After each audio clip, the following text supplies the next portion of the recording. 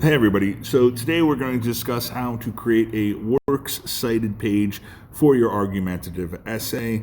A couple things before we start. First and foremost is that your works cited page should only include sources that you cite in the essay. If you look at a bunch of different things and don't use them, I don't want to see them in your works cited page.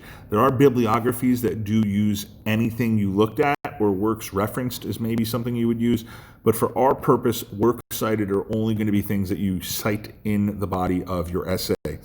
Second thing, your works cited page does not start at the end of your essay. It always starts on a fresh page. So if you finish writing your essay halfway through a page, you don't just start your works cited page below it. You have to skip to the next page. You start fresh, and you're going to put the words works cited center justified at the top of the page like a title. After that, you'll go alphabetically through all of your sources, listing them in proper MLA format. So one way to do this, to practice this, is by using a website called citationmachine.net. You'll see that right above my head in the screen, not the Walt Disney ad, right above that. It says citationmachine.net. You can get to that through the Purdue OWL website, or you can just type in citationmachine.net. Now, this website gives you the option of having it autofill your sources for you. You just type in the name of an article and it's going to search for it. I'm finding that very often they pick the wrong article and you guys don't pay enough attention to realize it. So I'm going to suggest that no matter what you do, you manually enter the information and it'll put it into the correct format for you. Then once you get the hang of it, you can kind of do it yourself. So we're going to make up a magazine article here, a website article here, and see how the Citation Machine formats it. So if you go to citationmachine.net, you want to make sure you're highlighting in red MLA. That's the format that we're using. We're going to pick website because each of these things, book, magazine, newspaper, website, journal, and film, the citation is formatted differently. We want to make sure website's connected right there. And then we're going to scroll down until we hit article title for manual entry.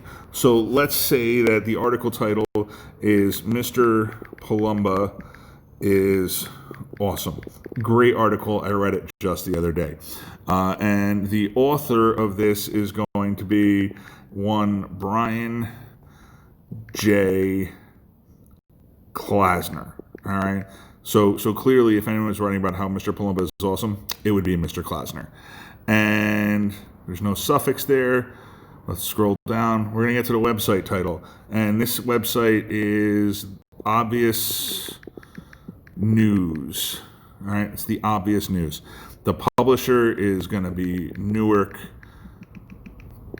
Got to make sure you spell things right because it's only going to put the information that you enter, Newark Public Schools.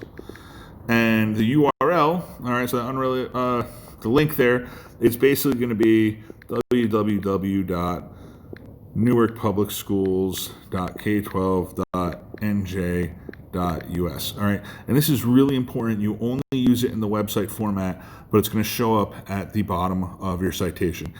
And we always want to show the most recent sources possible. So this article was published on the 9th of March, 2020.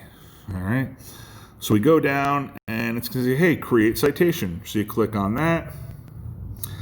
It says citation was successfully created. And if you look, here we go. We have the author name first. That's Klasner, Brian J. The name of the article in quotation marks, Mr. Palomba is awesome. There's a period in there too. The italicized name of the website, it's the Obvious News, comma, and then the source, Newark Public Schools, comma, 9th of March 2020, comma, and then the URL down at the bottom. And you'll see quite clearly that the second line is indented a little bit. That's always how it's going to look when you do a works cited. So for a website, we have the author of the article, last name first, the title of the article in quotation marks, the title of the website italicized, the publisher of the website, the date, and then the URL link. For books, it's going to be different. For magazines, it's going to be different. But it's pretty much all the same information that you need. Just plug it into the right spot in the citation machine. It'll spit it out right there for you. You copy it, you paste it into your works cited page. As long as it's alphabetized, you should be okay.